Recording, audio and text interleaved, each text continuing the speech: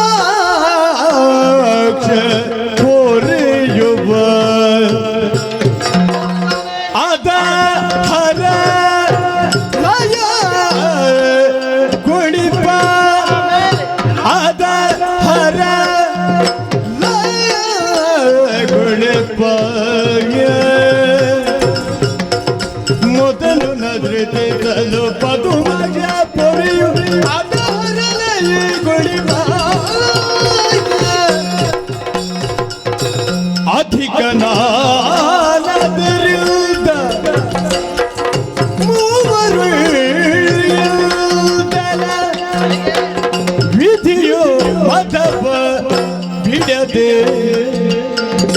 ಅಧಿಕ ನಾನದರಿಲ್ದ ಮೂವರು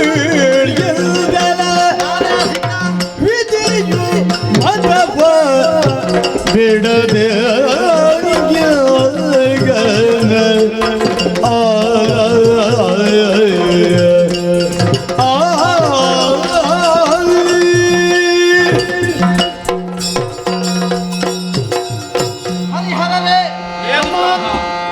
ವಾದಿಸುವುದಕ್ಕೆ ಆರಂಭಿಸಿದವ ನೀನು. ನಾನು ಏನನ್ನ ಮಂಡಿಸಿದನು ಅದಕ್ಕೆ ಪ್ರತಿಯಾಗಿ ವಾದಿಸುವುದಕ್ಕೆ ಮುಂದಾದವರು ಜೊತೆಗೆ ನೀವೇ ಇರುವರು. ಕ್ರಿಯೆಗೆ ಪ್ರತಿಕ್ರಿಯೆ ಬೇಕು ತಾನೆ.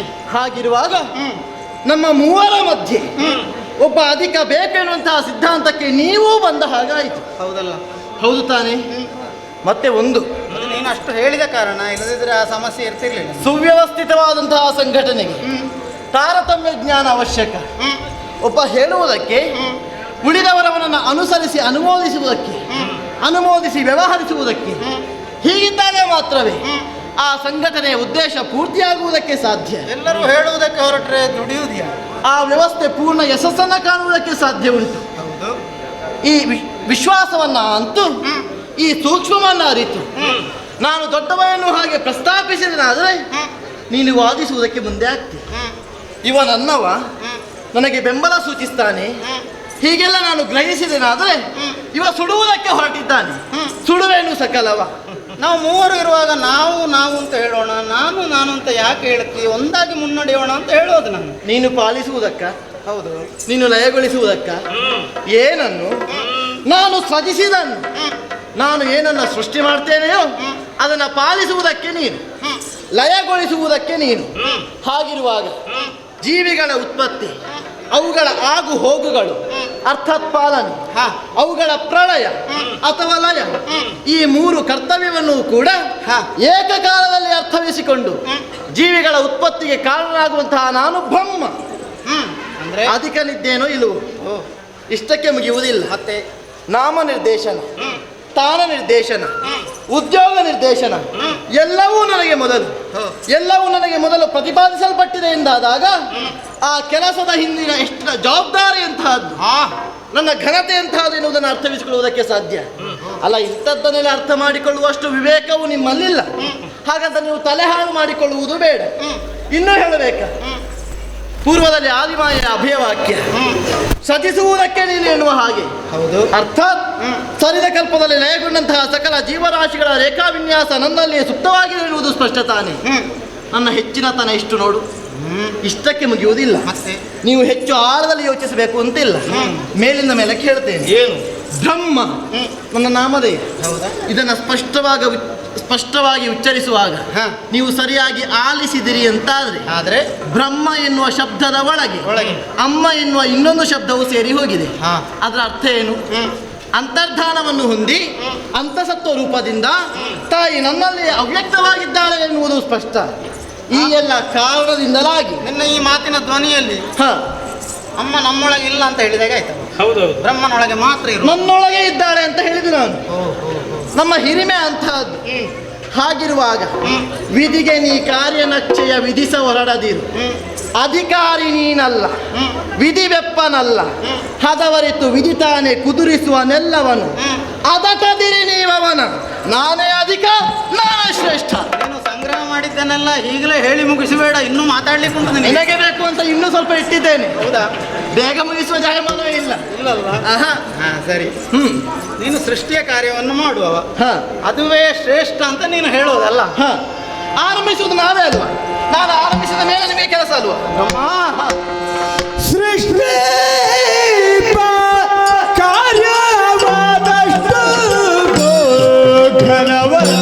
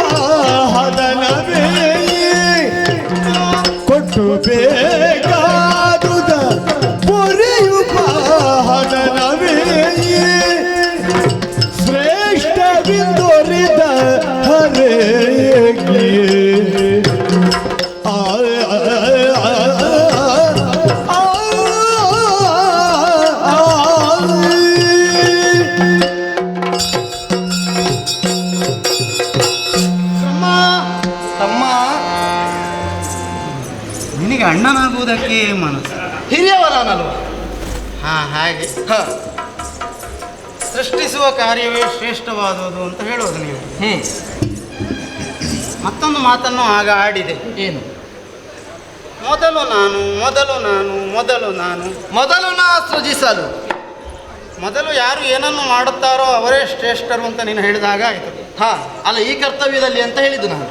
ಸ್ಥಾನ ನಿರ್ದೇಶನ, ಸೃಷ್ಟಿಯ ಕಾರ್ಯವನ್ನು ಮಾಡುವವನೇ ಶ್ರೇಷ್ಠ ಎನ್ನುವ ಹಾಗೆ. ಸ್ಥಾನ ನಿರ್ದೇಶನ, ಉದ್ಯೋಗ ನಿರ್ದೇಶನ ಎಲ್ಲ ನಿನಗೆ ಆದದ್ದು. ಎಲ್ಲವೂ ನನಗೆ ಮೊದಲು. ಹಾಗೆಂತ ಅಮ್ಮ ಪ್ರತ್ಯಕ್ಷಳಾದಾಗ ಅಮ್ಮನನ್ನು ಸ್ತುತಿಸಿದ್ದು ನಾನು ಮೊದಲು. ಹಾಗಿದ್ರೆ ನಾನು ಯಾಕೆ ಶ್ರೇಷ್ಠ ಆಗ್ತದೆ? ಭಯ ಉಂಟಾದದ್ದು ನಿನಗೆ ಮೊದಲು, ನಿನಗಾಗಲಿಲ್ಲ. ನಾವು ಕೂಡಲೇ ಆ ಜವಾಬ್ದಾರಿಯನ್ನು ಬಿಡಲಿಲ್ಲ. ಏನಾದರೂ ಸಾಧಿಸಬೇಕೆನ್ನುವಂತಹ ನಿಲುವೆ ನನ್ನಲ್ಲಿತ್ತು. ನಿನ್ನ ಮನಸ್ಸು ಕೇಳಲಿಲ್ಲ, ಪ್ರಾರ್ಥಿಸಿದೆ ನೀನು. ತಾಯಿ ಒಲಿದ್ಲು, ನಾವು ಪ್ರಾರ್ಥಿಸಿದವರಿದ್ದೇವೆ. ಹಾಗಂತ ಆದಿಮಾಯ ಏನನ್ನ ಕೊಡುವಲು ಎನ್ನುವ ಹಾಗೆ ನಾನೇ ಕಾತುರತೆಯಿಂದ ನಿರೀಕ್ಷೆಯಲ್ಲಿ ಇದ್ದೆ ಅಂತ ಆದ್ರೆ ಮೊದಲಾಗಿ ಪ್ರಾರ್ಥಿಸುವುದಕ್ಕೆ ಮುಂದಾದವ ನೀನು. ಸರಿ, ಅಮ್ಮನನ್ನು ಪ್ರಾರ್ಥಿಸಬೇಕಾದ ಮಕ್ಕಳಾಗಿ ನಮಗೆ ಕರ್ತವ್ಯ, ಎಲ್ಲರ ಕರ್ತವ್ಯ. ಹೌದಲ್ಲ? ಹಾ. ಆಮೇಲೆ ಸೃಷ್ಟಿಸುವ ಕಾರ್ಯವೇ ಶ್ರೇಷ್ಠವಾದುದು ಅಂತ ನೀನು ಹೇಳ್ತಿ. ಹಾಗಂತ ಅಮ್ಮ ಹೇಳಲಿಲ್ಲ, ನೀನು ಅಮ್ಮ ಹೇಳಿದ್ದನ್ನು ಹೇಳುವುದಕ್ಕೆ ಪ್ರಾರಂಭಿಸಿದ್ದೀಗ. ನೀನು ಅಮ್ಮ ಹೇಳಿದ ಮಾತನ್ನು ಸರಿಯಾಗಿ ಕೇಳಿಸಿ. ತಾಯಿ ಹೇಳಿದ್ದಿಲ್ಲ, ಈಗ ನೀನು ಹೇಳುವುದಕ್ಕೆ ಆರಂಭಿಸಿದ್ದಿ. ಅಮ್ಮ ಹೇಳಿದ್ದಾಳೆ. ಹಾ, ಹಾಗಿದ್ರೆ ನೀನು ಸರಿಯಾಗಿ ಅಮ್ಮನ ಮಾತನ್ನು ಕೇಳಿಸದವ ಮಗನಾಗತ್ತಿ ಅಂತ ಇದ್ರೆ ನಾನು ಏನು ಮಾಡುವುದಕ್ಕೂ ಆಗುವುದಿಲ್ಲ. ಅಧಿಕ ಇಲ್ಲ ಎನ್ನುವ ಹಿಂದಿನ ಪ್ರಬಲವಾದ ಕಾರಣ ಏನು? ಅಮ್ಮ ಮೂವರ ಕಾರ್ಯಗಳು ಶ್ರೇಷ್ಠ ಅಂತ ಹೇಳಿ ಆಗಿದೆ. ಹರಿಹರ ಬ್ರಹ್ಮರೆಂದಿರಿಸಿಯೇ ನಾಮವ ಹರುಷದಿ ಮೂವರಿಗೆ. ಇಲ್ಲಿ ಬ್ರಹ್ಮ ದೊಡ್ಡನು, ಹರಿ ದೊಡ್ಡವನು ಅಥವಾ ಹರ ದೊಡ್ಡವನು ಎನ್ನುವ ಪ್ರಶ್ನೆಯೇ ಅಲ್ಲ. ನಾವು ಮೂವರು ಸಮಾನರು, ಆದಿಮಾಯೇ ಮಕ್ಕಳು. ಈಗ ಅಲ್ಲಿಗೆ ಬಂದ ನಾವು ಮೂವರು ಹಾಗಂತ ಆದಿಮಾಯಿಂದ ಅನುಗ್ರಹಿಸಲ್ಪಟ್ಟ ಉದ್ಯೋಗದಿಂದಲಾಗಿ ಭವಿಷ್ಯತ್ತಿನಲ್ಲಿ ಹೆಚ್ಚಿನ ಕೊಡುಗೆ ಯಾರಿಂದ ಎನ್ನುವ ವಿಚಾರದ ಮೇಲೆ ನಮ್ಮ ಹಿರಿತನವನ್ನ ಸ್ಥಾಪಿಸಬೇಕು ಬೇಡ? ನಾನು ಆ ವಿಚಾರವಾಗಿ ಮಾತನಾಡಿದ್ದೆ ಅಲ್ಲ, ಆ ಅರ್ಥದಲ್ಲಿ ನಾನು ಹೇಳಿದ್ದೆ. ಸೃಷ್ಟಿಸುವ ಕಾರ್ಯವೇ ಶ್ರೇಷ್ಠ ಅಂತ ನೀನು ಹೇಳಿದ್ರೆ ಅಮ್ಮ ಹೇಳಿದ್ದನ್ನು ನೀನು ಚೆನ್ನಾಗಿ ಜ್ಞಾಪಿಸಿಕೊ. ಏನು? ಹರಿಹರ ಬ್ರಹ್ಮರೆಂದಿರಿಸಿಯೇ ನಾಮವ ಹರುಷದಿ ಮೂವರಿಗೆ ಇರುವುದು ನಿಮ್ಮಿಂದ ಘನ ಕಾರ್ಯ ಮುಂದಕ್ಕೆ ಅಂತ ಹೇಳಿದ್ದಮ್ಮ. ನಿನ್ನಿಂದ ಅಂತ ಹೇಳಲಿಲ್ಲ ಅಮ್ಮ. ಹೌದಪ್ಪ, ಹೌದಾ? ಈಗ ನೀನು ಮಾತ್ರ ನಿನ್ನದು ಮಾತ್ರ ಘನ ಕಾರ್ಯ ಅಂತ ಹೇಳ್ತೀನಿ. ಹಾಗಿದ್ರೆ ಮೂವರ ಕಾರ್ಯಗಳು ಘನವಾದುದು ಶ್ರೇಷ್ಠವಾದುದು ಅಂತ ಅಮ್ಮನೇ ಹೇಳಿದ್ದಾಳೆ. ಈಗ ನೀನು ಸೃಷ್ಟಿಯ ಕಾರ್ಯ ಮಾತ್ರ ಶ್ರೇಷ್ಠವಾದುದು ಘನವಾದುದು ಅಂತ ಹೇಳುವುದರಲ್ಲಿ ಅರ್ಥ? ಈಗ ತಾಯಿ ಹೇಳಿದ್ದಾಳೆ, ಅಂತರ್ಧಾನವನ್ನು ಹೊಂದಿದ್ದಾಳೆ. ಈಗ ನಿನ್ನ ವಿಷಯ ಏನು ಅಂತ ಹೇಳು. ಹಾಗಿದ್ರೆ ಈ ಬಗ್ಗೆ ನೀವು ಚರ್ಚಿಸೋದಿಲ್ಲ? ತಾಯಿಯ ಅಭಯವಾಕ್ಯದ ಬಗ್ಗೆ ಚರ್ಚೆ ಇಲ್ಲ ನಮ್ಮ. ಇಲ್ಲ ಅಲ್ಲ, ಈಗ ಏನಿದ್ದು ನಮ್ಮ ಮೂವರ ಮಧ್ಯೆ. ಅಮ್ಮ ಹಾಡಿನ ಮೂಲಕವೇ ಹಾಗೆ ಹೇಳಿದರು. ನಮ್ಮಂಥವರು ಹಾಡನ್ನು ಮೊದಲು ಬಾಯಿಪಾಠ ಮಾಡಬೇಕು. ಬಾಯಿಪಾಠ ಇಲ್ಲದಿದ್ರೆ ಕಷ್ಟವೇ ಆಗೋದು ನೋಡು. ಅಲ್ವಾ? ಸರಿಯಪ್ಪ. ಸೃಷ್ಟಿಸುವ ಕಾರ್ಯ ಶ್ರೇಷ್ಠವೇನೂ ಅಲ್ಲ. ಹಾಗೆಂತ ಶ್ರೇಷ್ಠ ಹೌದು. ನಮ್ಮ ಮೂವರ ಕಾರ್ಯವೂ ಶ್ರೇಷ್ಠವೇ, ಲಯಗೊಳಿಸುವ ಕಾರ್ಯವೂ ಶ್ರೇಷ್ಠವೇ, ಪಾಲಿಸುವ ಕಾರ್ಯವೂ ಶ್ರೇಷ್ಠವೇ, ಘನವೇ. ಆದ್ರೆ ಎಷ್ಟು ಅಂತ ಇರುವುದು? ಮೂರೂ ಕಾರ್ಯಗಳು ಘನವಾದುದು. ಆದರೆ ನಿಮ್ಮಿಬ್ಬರ ಕಾರ್ಯಗಳು ನನ್ನ ಪಾಲಿಸುವ ಕಾರ್ಯದಷ್ಟು ಘನವಾದುದಲ್ಲ. ಅದು ಹೇಗೆ? ಈಗ ಸೃಷ್ಟಿ ಮಾಡ್ತೀನಿ ನೀನು. ಸೃಷ್ಟಿ ಅಂದ್ರೆ ಹುಟ್ಟು. ಒಂದು ಜೀವಿಯನ್ನು ಸೃಷ್ಟಿಸ್ತಿ. ಹುಟ್ಟಿನ ಸಾರ್ಥಕತೆ ಎಲ್ಲಿರುವುದು ಹೇಳು? ಯಶಸ್ಸನ್ನು ಕಂಡಾಗ, ಬೆಳೆದು ಯಶಸ್ಸನ್ನು ಕಂಡಾಗ. ಹೌದಪ್ಪ. ಬೆಳೆಯಬೇಕಂತಾದ್ರೆ ಏನಾಗಬೇಕು? ಪಾಲನೆ ಅತ್ಯವಶ್ಯಕ ಅಲ್ವಾ? ಹಾಗಿದ್ರೆ ನನ್ನ ಪಾಲನಾ ಕಾರ್ಯ ಇಲ್ಲ ಇದ್ರೆ ನೀನು ಸೃಷ್ಟಿ ಮಾಡಿದ ತಕ್ಷಣ ಯಾವುದೇ ಜೀವಿ ಆ ಕ್ಷಣದಲ್ಲೇ ಸತ್ತು ಹೋದ್ರೆ ನಿನ್ನ ಸೃಷ್ಟಿಗೆ ಏನು ಬೆಲೆ ಬಂತು ಹೇಳು? ನಿನ್ನ ಸೃಷ್ಟಿಗೆ ಮೌಲ್ಯ ಬರುವುದೇ ನನ್ನ ಪಾಲನಾ ಕಾರ್ಯದಿಂದ ಅಲ್ಲ. ಪಾಲಿಸದೆ ಸತ್ತು ಹೋಗುದಂತ ಹೇಳಿದ್ರೆ ಹೇಗೆ? ಹೌದು, ಸೃಷ್ಟಿಗೆ ಸಕ್ಷಣ ಈಗ ಒಂದು ಬೀಜ ಮೊಳಕೆ ಹೊಡೆದ ಅದರ ತೀರ್ಮಾನವನ್ನು ಮಾಡುವುದಕ್ಕೆ ಜನ ನಾನಲ್ವಾ? ಈಗ ಪಾಲಿಸುವುದು ತೀರ್ಮಾನವೇ. ಒಂದು ಜೀವಿ ಎಷ್ಟು ಸಮಯ ಬದುಕಬೇಕು, ಅದರ ಪೂರ್ಣಾಯಸ್ಸು ಎಷ್ಟು, ಇಂತಹ ಇನ್ನಿತರ ವಿಚಾರಗಳ ಕುರಿತಾಗಿ ತಾಳೆಯನ್ನು ನೋಡಿ ಸಕಲವನ್ನು ನಿಮಗೆ ಒದಗಿಸಿಕೊಡುವವನು ನಾನು. ಆಮೇಲೆ ಏನಿದ್ರು ನಿನ್ನ ಪಾಲನೆ, ನನ್ನ ವಿಧಿ ಬರಹ ಏನಿದೆಯೋ ಅದರಂತೆ ಇವನ ಲಯ ಕಾರ್ಯ. ಆದರೂ ಕೊಟ್ಟು ಪಾಲಿಸುವಂತಹ ಹೊಣೆ ನನ್ನಲ್ಲೇ ನ್ಯಾಸವಾಗಿರ್ತದೆ. ನೀನು ಹೊಸತನ್ನ ಕೊಡುವುದಲ್ಲ, ನಾನು ಏನನ್ನ ಬರೆದಿದ್ದೇನೆ ಅದನ್ನೇ ಕೊಡುವುದಲ್ವ ನೀನು? ಅಲ್ಲ, ಮತ್ತೆ ಬೆಳೆಗೆ ಬೇಕಾದಂತಹ ವಸ್ತುಗಳನ್ನು ಜೀವಿಯೊಂದು ಬೆಳೆಯಬೇಕು. ಆ ವಸ್ತುಗಳು ನನ್ನ ಸೃಷ್ಟಿ ಹೌದು ಅಲ್ವೋ? ಅದನ್ನು ನೀನೇ ಸೃಷ್ಟಿ ಮಾಡುವುದಲ್ಲ. ಮತ್ತೆ ಜೀವಿಗಳನ್ನು ಮಾತ್ರ ಸೃಷ್ಟಿ ಅಂದಾಗ ಅದು ಬ್ರಹ್ಮನಿಗೆ ಸೇರಿದ್ದು. ನಿನ್ನದೇನಿದು ಪಾಲನೆ ಮಾತ್ರ. ಪಾಲಿಸುವ ಕಾರ್ಯವೇ ಶ್ರೇಷ್ಠವಾದುದು, ಘನವಾದುದು. ಈ ವಿಷಯದಲ್ಲಿ ಏನು ಅನುಮಾನವೂ ಬೇಡ. ಹಾಗಾಗಿ ನೀನು ಒಪ್ಪಿಕೊಂಡದನ್ನು ಮೂವರು ಘನ ವ್ಯಕ್ತಿಗಳು ಅಂತ ಹೊಂದಾಣಿಕೆಯಲ್ಲೇ ಹೋಗೋಣ. ಬೇಕಿದ್ರೆ ಹೀಗೆ ಮಾಡೋಣ, ನಿಮಗಿಬ್ಬರಿ ಕಾರ್ಯಕ್ಕಿಂತಲೂ ಶ್ರೇಷ್ಠವಾದುದು ನನ್ನ ಕಾರ್ಯ ಅಂತ ನೀನು ಒಪ್ಪಿಕೊಂಡ್ರೆ ಏನು ಆಗ ಸುಲಭವಾಗ್ತದೆ. ಸಮ್ಮತಿಸುವ ಜಯಮಾನವೇ ನಮ್ಮದಲ್ಲ. ಹಿರಿಯವ ನಾನು, ಅಧಿಕ ನಾನು. ನಾನು ಅವನ ಮುಖವನ್ನೇ ನೋಡ್ಬೇಕು. ನಿನ್ನ ಬೆಂಬಲ ನನಗೆ ಅಲ್ವಾ? ಸರಿ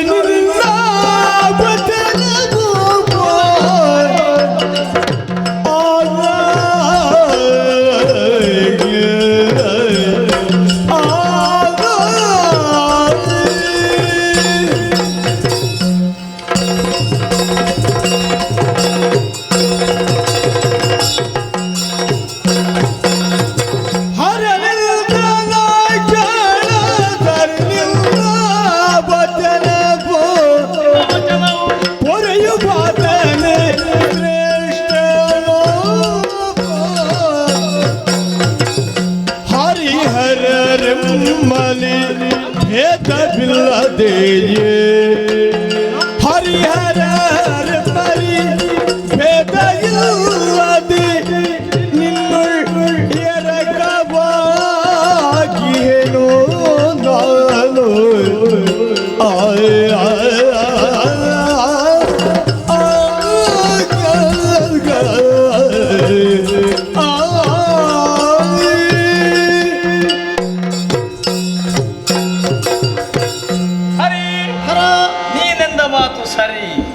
ಬುದ್ಧಿ ತಾನು ಬುದ್ಧಿವಂತ ಎನ್ನುವುದಾಗಿ ಹೇಳಿಕೊಂಡ ಇವನಿಗೆ ಏನೂ ಅರ್ಥವಾಗುವುದಿಲ್ಲ. ಆಗ ಒಂದು ಮಾತು ಹೇಳಿದೆಯಲ್ಲ, ಹೇಗೆ ಬೊಮ್ಮ ಬೆಪ್ಪನಲ್ಲ, ನೀನು ಬೆಪ್ಪನೆ, ವಿಧಿ ಬೆಪ್ಪನಲ್ಲ, ವಿಧಿ ಬೆಪ್ಪನೆ. ಅದೇ ಹೇಗೆ ಆಲೋಚಿಸು. ಹರಿ ಎಂದಂತಹ ಮಾತು ಸತ್ಯ ಎನ್ನುವುದಾಗಿ ನಾನು ತಿಳಿದಿದ್ದೇನೆ. ಅವ ಬೆಪ್ಪನೂ ಅಲ್ಲ, ನಮ್ಮ ದಾರಿಗೆ ಬಪ್ಪನೂ ಅಲ್ಲ. ನಿಮ್ಮ ದಾರಿಗೆ ಬರುವವನೇ ಅಲ್ಲ.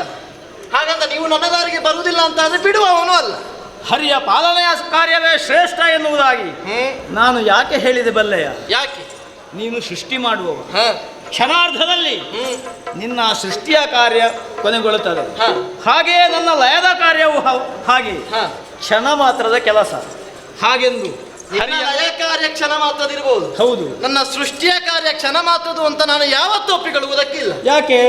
ಒಂದು ಸೃಷ್ಟಿ ಆಗಬೇಕು ಅಂತಾದ್ರೆ ಸಂಚಿತ ಅನ್ನುವುದು ಅತ್ಯವಶ್ಯಕ. ಹೌದು, ಆ ಸಂಚಿತ ಅನ್ನುವುದು ಕರ್ಮ ರೂಪದಿಂದಲೇ ಲಬ್ಧವಾಗುವಂತಹ ಜೀವರಾಶಿಗಳ ಕರ್ಮಕ್ಕೆ ಅನುಗುಣವಾಗಿ ಅವುಗಳ ಇನ್ನೊಂದು ಜನ್ಮವನ್ನು ನಿರ್ಧರಿಸಬೇಕಾದವನು ಬ್ರಹ್ಮ. ಹೌದು, ಕರ್ಮ ಎಂದಾಗದ ಹಿಂದಿನ ಮರ್ಮ ಏನೆನ್ನುವುದನ್ನು ಸ್ಪಷ್ಟವಾಗಿ ತಿಳಿಯಬೇಕು ಅಂತಾದ್ರೆ ಕರ್ಮದಲ್ಲಿ ಎರಡು ವಿಧ. ಹೇಗೆ? ಒಂದು ಸತ್ಕರ್ಮ, ಇನ್ನೊಂದು ದುಷ್ಕರ್ಮ. ಯಾವದ ಕರ್ಮದ ಹಿಂದೆ ಸದ್ಭಾವ ಅಡಗಿದೆಯೋ ಅದು ಸತ್ಕರ್ಮ, ಅರ್ಥಾತ್ ಧರ್ಮ ಎನ್ನುವ ಹಾಗೆ. ಯಾವ ಕರ್ಮದ ಹಿಂದೆ ದುರ್ಭಾವ ಅಡಗಿದೆಯೋ ಅದು ದುಷ್ಕರ್ಮ, ಅರ್ಥಾತ್ ಅಧರ್ಮ ಎನ್ನುವ ಹಾಗೆ. ಹೀಗೆ ಧರ್ಮವನ್ನು ಅಧರ್ಮವನ್ನು ಬೇರ್ಪಡಿಸಿ ಒಂದು ತಕ್ಕಡಿಯ ಒಂದು ಪರಡಿಯಲ್ಲಿ ಧರ್ಮವನ್ನು ಇರಿಸಿ ಇನ್ನೊಂದು ಪರಡಿಯಲ್ಲಿ ಅಧರ್ಮವನ್ನು ಇರಿಸಿ ಇಷ್ಟಕ್ಕೆ ಬ್ರಹ್ಮನ ಕೆಲಸ ಮುಗಿಯುವುದಿಲ್ಲ. ಕರ್ಮವೆಂದಾಗ ಸೂಕ್ಷ್ಮವಾಗಿ ಕೃತ, ಕಾರಿತ, ಅನುಮೋದನೆ ಎನ್ನುವಂತಹ 3 ವಿಭಾಗಗಳು ಇವೆ. ಕೃತ ಅಂತ ಹೇಳಿದ್ರೆ ಏನು? ಆ ವ್ಯಕ್ತಿ ತನ್ನಿಂದ ತಾನೇ ಸ್ವಯಂ ಪ್ರೇರಣೆಯಿಂದ ಮಾಡಿರುವಂತಹದ್ದು. ಕಾರಿತ ಇನ್ನೊಬ್ಬರಿಂದ ಮಾಡಿಸುವಂತಹದ್ದು. ಅನುಮೋದನ ಇನ್ನೊಬ್ಬರು ಮಾಡಿದ್ದನ್ನು ಮನಸಾರೆ ಒಪ್ಪಿಕೊಳ್ಳುವಂತಹದ್ದು. ಇವೆಲ್ಲವನ್ನು ಸರಿಯಾಗಿ ವಿಭಜಿಸಿ ತಾಳೆ ನೋಡಿ ಸಂಕಲನವೋ ವ್ಯವಕಲನವೋ ಗುಣಾಕಾರವೋ ಭಾಗಲಬ್ಧವೋ ಎಲ್ಲವನ್ನು ಮಾಡಿ ಶೇಷವನ್ನ ಸಂಚಿತ ರೂಪದಲ್ಲಿ ಒದಗಿಸಿಕೊಡುವಂತಹ ಬ್ರಹ್ಮನ ಕರ್ತವ್ಯ ಕ್ಷಣ ಮಾತ್ರ ಎನ್ನುವುದಕ್ಕೆ ನೀನೆಷ್ಟರವನು? ನಿನ್ನ ಕರ್ಮ ಅಲ್ವೋ ಬ್ರಹ್ಮ? ಕರ್ಮ ಅಲ್ಲ, ಲೆಕ್ಕ ಸುಲಭ ಅಂತ ಯಾರು ಹೇಳಲಿಕ್ಕಿಲ್ಲ. ಗಣಿತ ಶಾಸ್ತ್ರಜ್ಞನೇ ಲೆಕ್ಕಾಚಾರ ಅದಕ್ಕೆ ಜನ ನಾವೇ ಆಗಬೇಕು, ನಿಮ್ಮಿಂದ ಆಗ್ಲಿಕ್ಕಿಲ್ಲ. ಇದು ಸಂಚಿತ ಅಲ್ಲ, ನಮ್ಮಿಬ್ಬರ ಮೇಲೆ ನಡೆಯುವ ಸಂಚು ಇವನು. ನಿನ್ನ ಲೆಕ್ಕಾಚಾರ ಹೇಗೇ ಇರಲಿ, ಎಷ್ಟೇ ಇರಲಿ, ಹರಿಯ ಪಾದ ಕಾರ್ಯವೇ ಶ್ರೇಷ್ಠವಾದದ್ದು ಎನ್ನುವುದಾಗಿ ನಾನು ಯಾಕೆ ಹೇಳಿದೆ? ಯಾಕೆ? ನೀನು ಆಗ ಒಂದು ಮಾತು ಹೇಳಿದೆ, ಬ್ರಹ್ಮ ಎನ್ನುವ ನನ್ನ ಒಳಗೆ ಅಮ್ಮ ಇದ್ದಾಳೆ ಎನ್ನುವುದಾಗಿ. ಖಂಡಿತವಾಗಿಯೂ ನಿನ್ನ ಮಾತು ಸತ್ಯವಲ್ಲ. ಯಾಕೋ? ಅಮ್ಮ ಇರುವುದಿದ್ರೆ ಅದು ಹರಿಯ ಒಳಗೆ. ಯಾಕೆ? ಪಾಲನಾ ಕಾರ್ಯ ಹೇಳುವುದಕ್ಕೆ ಸುಲಭ, ನನ್ನ ಕಣ್ಣು ತಪ್ಪಿಸಿ ಅವ ನಿನಗೆ ಏನೋ ಕೊಟ್ಟಿದ್ದಾನೆ. ಮಾಡುವುದಕ್ಕೆ ತುಂಬಾ ಕಷ್ಟ ಇದೆ. ಯಾಕೆ? ಜೀವಿಯ ಹುಟ್ಟಿನಿಂದ ಅದರ ಕೊನೆಯವರೆಗೆ ಆ ಜೀವಿಯನ್ನು ಪಾಲಿಸಬೇಕು. ಅಂತೂ ನಿನ್ನ ಕಣ್ಣು ತಪ್ಪಿಸಿ ವ್ಯವಹಾರ ಮಾಡ್ಲಿಕ್ಕೆ ಆಗ್ತದೆ ನನಗೆ ಅಂತ ಒಪ್ಪಿಕೊಂಡೆ. ವ್ಯವಹಾರ ಮಾಡಬೇಕಾದ್ರೆ ನೀವೇ ಇಬ್ರು ಆಗಬೇಕು. ಸುದೀರ್ಘವಾದಂತಹ ಹರಿಯ ಪಾಲನಾ ಕಾರ್ಯ ಹೇಗೆ? ಅದು ತಾಳ್ಮೆಯ ಪ್ರತೀಕ. ಅಂತಹ ತಾಳ್ಮೆ ನಿನ್ನಲ್ಲಿ ಎಲ್ಲಿಳಿತು ಇಲ್ಲ ಎನ್ನುವುದನ್ನು ಈಗಾಗಲೇ ತೋರಿಸಿಕೊಟ್ಟಿದ್ದಿ. ಹಾಗಾಗಿ ತಾಳ್ಮೆಯ ಪ್ರತೀಕವಾದಂತಹ ಸತ್ವಗುಣಯುತನಾದಂತಹ ಹರಿಯೇ ಶ್ರೇಷ್ಠ ಎನ್ನುವುದನ್ನು ನಾನು ಒಪ್ಪಿಕೊಂಡಿದ್ದೆ. ಆಧಾರ ಇಲ್ಲದೆ ಹೇಳೋದಿಲ್ಲ. ಅಮ್ಮ ಪ್ರತ್ಯಕ್ಷಳಾದದ್ದು, ನಮ್ಮ ಜತೆಯಾಗಿಯೇ ಇದ್ದದ್ದು, ಕೊನೆಗೆ ಅಂತರ್ಧಾನಳಾದದ್ದು. ಇವುಗಳ ಆಧಾರದಿಂದಲೇ ಅವ ಹೇಳೋದು.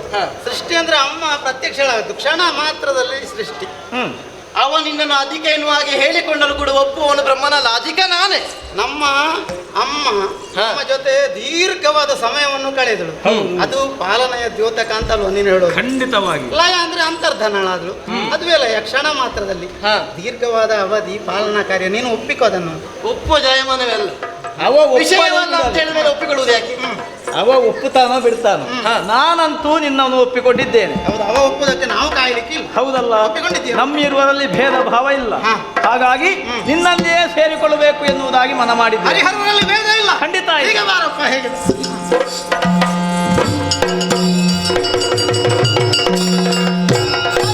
ಹರಿಹರರಲ್ಲಿ ವಿಮಲರಕವಾಗಿರಲಿಲ್ಲ.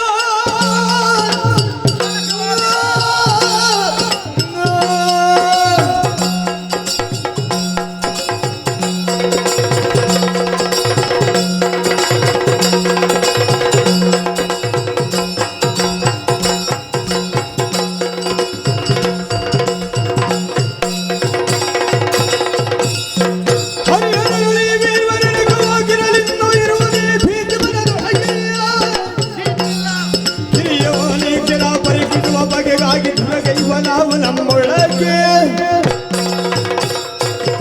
ಹರಿಹರರೇ, ಏಕವಾದಿರೇ ನೀವಿರುವರು. ಹೌದು. ಭೀತಿಗೆ ಒಳಪಡುವವನು ಬ್ರಹ್ಮ ಎನ್ನುವ ಹಾಗೆ ಭಾವಿಸಬೇಡಿ. ನಿನ್ನ ಬಲ ಕುಂದಿ ಹೋಯಿತು ಎನ್ನುವ ಕಾರಣಕ್ಕಾಗಿ ಹರನ ಬೆಂಬಲವೋ ನಿನಗೆ. ಬ್ರಹ್ಮನ ದೇಹ ಬಲದ ರುಚಿ ಏನು ಎನ್ನುವುದನ್ನು ಉಣಬಡಿಸ್ತೇನೆ. ಬನ್ನಿ ಮುಂದೆ. ಈಗ ಹೋರಾಟವ ಯುದ್ಧವೇ. ನಾನು ಹೆದರ್ತೇನೆ ಅಂತ ಭಾವಿಸಿದ್ಯಾ?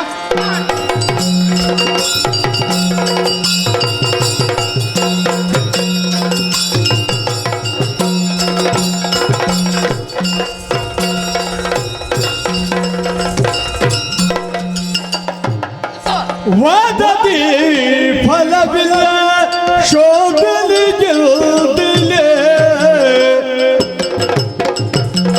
ಸಾಧಿಸಿ ತಿಳಿಯುವ ನಿಜವಾ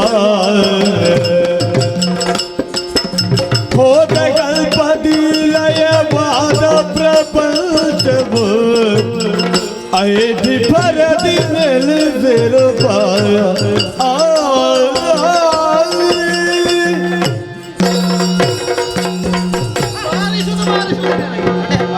ಕೈ ಬಿಡು. ಬ್ರಹ್ಮ, ಹಾ? ನನಗೆ ಯಾಕೆ ಇಷ್ಟು ಸಿಟ್ಟು? ಆಗುದಿಲ್ಲ ಅಂತ ಗೊತ್ತಾಯ್ತು ಈಗ. ಹಾಗೆ ತೀರ್ಮಾನ ಮಾಡಿದ್ದೀನಿ. ನಾನೇ ತೀರ್ಮಾನ ಮಾಡಿ. ನಿನಗೆ ಆಶ್ಚರ್ಯವಾಗಬಹುದು. ನನ್ನ ವ್ಯವಹಾರದಿಂದ ಸಾತ್ವಿಕ ಗುಣವನ್ನು ಹೊಂದಿದಂತಹ ವಿಷ್ಣು ಯಾಕೆ ಹೋರಾಟಕ್ಕೆ ಮುಂದಾದ ಅಂತ ನಾನು ಅದನ್ನೇ ನೋಡುವುದು. ಅದಕ್ಕೆ ಕಾರಣವಿದೆ. ಏನು? ತಮೋ ಗುಣಭರಿತನಾದಂತಹ ಹರ ನನ್ನೊಂದಿಗೆ ಸೇರಿಕೊಂಡ ಅದರ ಪ್ರಭಾವದಿಂದ ನಿನಗೊಂದೆರಡು ಹೊಡೆಯೋಣ ಅಂತ ಲೆಕ್ಕ. ಆದರೆ ಈಗ ನನ್ನನ್ನು ನಾನು ನಿಯಂತ್ರಿಸಿಕೊಂಡಿದ್ದೇನೆ. ನಿನಗೂ ಒಮ್ಮೊಮ್ಮೆ ನಿಯಂತ್ರಣ ತಪ್ಪುತ್ತದಲ್ವಾ? ಅದು ಅವನ ಪ್ರಭಾವ, ತಮೋ ಗುಣ. ಏನು? ನಿನಗೆ ಇಷ್ಟು ಸಿಟ್ಟು ಯಾಕೆ ಅಂತ ನನಗೆ ಅರ್ಥವಾಗೋದಿಲ್ಲ. ಮಾಡಿದೆಲ್ಲವನ್ನು ಮಾಡಿ ಸಿಟ್ಟು ಯಾಕೆ ಅಂತ. ಹರಿಹರರು ನೀವಿರುವರು ಎರಕರಾದೀರಿ ಅನ್ನೋದು ಇರುವುದೇ ಭೀತಿ ಮನದೊಳಗೆ. ನೀನು ಸಿಟ್ಟು ಮಾಡೋದು ಯಾಕೆ ಅದಕ್ಕೆ? ಅವ ನನ್ನನ್ನು ಸೇರಿಕೊಂಡಿದ್ದಾನೆ, ನೀನು ನನ್ನನ್ನು ಸೇರಿಬಿಡು. ಆಗದೆ ಅದು ಆಗುವುದಕ್ಕೆ ಇಲ್ಲ. ಆಗೋದಕ್ಕೆ ಇಲ್ಲ. ನಿಜ ಹೇಳ, ನಾವು ಮೂವರು ಒಂದೇ ಮೇಳದಲ್ಲಿದ್ರೆ ಚಂದ. ನೀನು ಯಾಕೆ ಮೇಳ ಬದಲಿಸಿ ಬಿಟ್ಟು ಹೋಗ್ತೀನಿ? ಸುಲಭದಲ್ಲಿ ಮುಗಿಸಬಹುದು ಅಂತ ಹೇಳುದಲ್ಲ ನೀನು. ಹೌದು, ಸುಲಭದಲ್ಲಿ ಮುಗಿಸಬಹುದು ಅಂದ್ರೆ ಸುಲಭವೂ ಹೌದು, ಚೆನ್ನಾಗಿ ಮುಗಿಸಬಹುದು. ನಮಗೆ ಒಂದೇ ಮೇಳದಲ್ಲಿದ್ರೆ ನಿನ್ನ ದಾರಿಗೆ ಬೇಗ ಬಂದಾನು ಬ್ರಹ್ಮ. ಅದು ಆಗುವುದಕ್ಕೆ ಇಲ್ಲ. ಮತ್ತೆ ಸೃಷ್ಟಿಯ ಕಾರ್ಯವನ್ನು ನಾನು ಮಾತ್ರ ಮಾಡಬಲ್ಲೆ ಅಂತ ನೀನು ಯಾಕೆ ಹೇಳ್ತೀನಿ ಅಂತ ನನಗೆ ಅರ್ಥವಾಗೋದಿಲ್ಲ. ನನಗಾಗೋದಿಲ್ವಾ? ನಿನಗೆ ವಿಧಿಸಿದ್ದು ಪಾಲನೆ ಕರ್ತವ್ಯ ಅಲ್ವಾ? ಹೌದು. ಆದರೂ ಸೃಷ್ಟಿಯ ಕಾರ್ಯ ಮಾಡುವುದಕ್ಕೆ ಸಮರ್ಥನಿದ್ದೇನೆ ನಾನು. ಅದು ಮತ್ತಿನ ವಿಚಾರ. ನೀನು ಏನು ಮಾಡೋದು? ನನ್ನನ್ನು ತಡೆಯುತ್ತಾ ಇದ್ದಿ, ಹೊಡೆಯುತ್ತಾ ಇದ್ದಿ. ನನಗೂ ಸೃಷ್ಟಿಯ ಕಾರ್ಯ ಮಾಡುವುದಕ್ಕೆ ಆಗ್ತದೆ ಅಂತ ಪ್ರಸಂಗ ಮುಂದೆ ಹೋದಾಗ ತಿಳಿಯುತ್ತೆ. ನೀನು ಅವಸರ ಮಾಡಬೇಡ. ನೀನು ಬೇಗ ಮುಗಿಸದಿದ್ರೆ ಎಲ್ಲಿಂದ ಬಿತ್ತು ಅಂತ ಗೊತ್ತಾಗುವುದಕ್ಕಿಲ್ಲ. ನೀನು ನನಗೆ ಹೊಡೆಯುವುದಕ್ಕೆ ಮುಂದಾಗ್ತೀಯಲ್ವ? ಬೆನ್ನಟ್ಟಿ ಹೊಡೆಯುತ್ತಾ ಇದ್ದಿ. ನನಗೆ ಹೊಡೆತದ ಪರಿಣಾಮವಾಗಿ ಅದನ್ನು ನೀನು ಅನುಭವಿಸುವುದಕ್ಕೆ ಇದ್ದು ಈಗ ನನಗೆ ಹೊಡೆದೇ ಅದಲ್ಲ.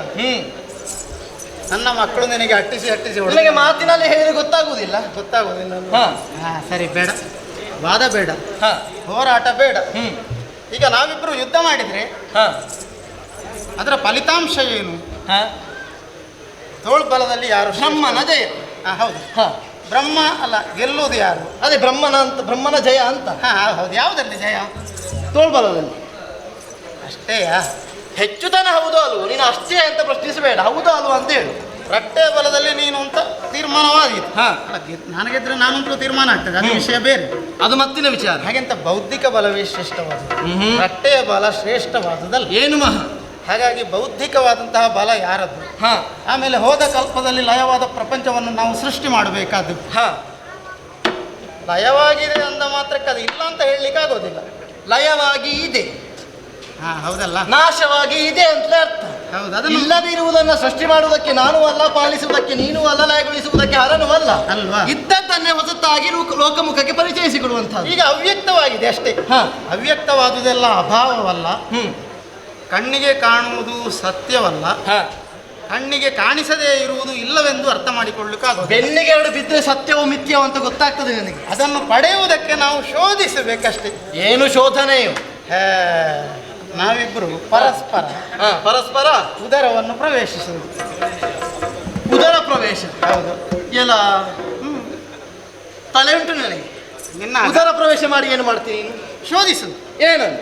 ನೀನು ನನ್ನ ಉದರವನ್ನು ಪ್ರವೇಶಿಸುವುದು, ನಾನು ನಿನ್ನ ಉದರವನ್ನು ಪ್ರವೇಶಿಸುವುದು. ಹೇಗೆ ಕಳೆದ ಕಲ್ಪದಲ್ಲಿ ಲಯವಾದದ್ದು ನನ್ನಲ್ಲಿ ಹೆಚ್ಚು ಉಂಟ ನಿನ್ನಲ್ಲಿ ಹೆಚ್ಚು ಉಂಟ? ಯಾರಲ್ಲಿ ಎಷ್ಟು ಇದೆ ಎನ್ನುವುದನ್ನು ಪರೀಕ್ಷಿಸುವ ಸಲುವಾಗಿ ಉದರ ಪ್ರವೇಶ ಅಲ್ವಾ? ಶೋಧನೆ ಬೇಕು. ನಿನ್ನ ಪ್ರವೇಶ ಒಮ್ಮೆ ನೋಡಬೇಕು ನನಗೆ. ಹೌದಾ? ಈ ಪ್ರಸಂಗದಲ್ಲಿ ನಿನ್ನ ಪ್ರವೇಶ ನೋಡದಿದ್ರೆ ಮತ್ತೆ ಯಾವಾಗ ನೋಡುದು ನಾನು? ನಿನ್ನ ಉದರದೊಳಗೆ ಈಗ ನೀನು ಮೊದಲು ಹೋಗೋದು ನಾನು. ಸಂಶಯ ಇರುವುದು ನಿನ್ನಲ್ಲಿ ಅಲ್ವಾ? ನಿನ್ನಲ್ಲಿ ಒಪ್ಪಿಗೆ ಉಂಟಾ ಪ್ರವೇಶಿಸಲಿಕ್ಕೆ? ಆರಾಮದಲ್ಲಿ.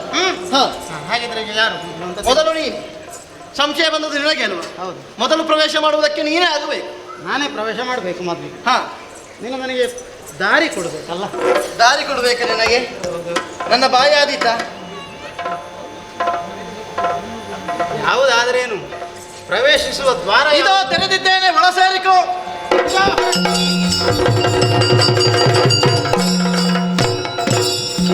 ತಲೆ ಸರಿ ಉಂಟ ಇವರಿಗೆ. ತಾನು ದೊಡ್ಡವ ಎನ್ನುವ ಹಾಗೆ ಹೇಳಿಕೊಳ್ಳುತ್ತಾ ಇದ್ದಾನೆ. ತನ್ನನ್ನು ತಾನು ಸ್ಥಾಪಿಸಿಕೊಳ್ಳುವುದಕ್ಕೆ ಮುಂದುವರಿಯುತ್ತಾ ಇದ್ದಾನೆ.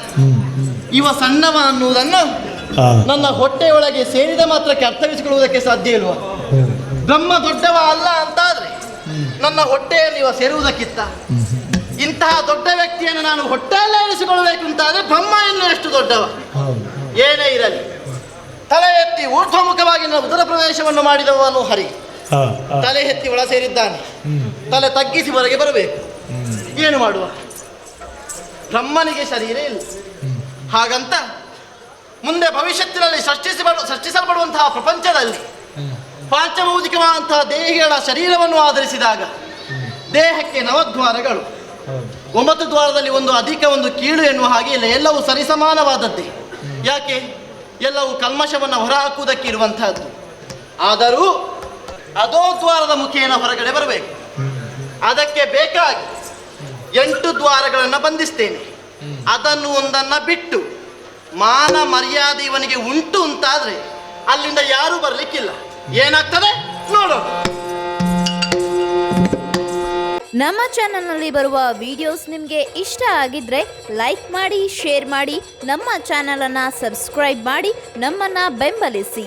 ಯಕ್ಷಗಾನ ಗೆಲ್ಗೆ.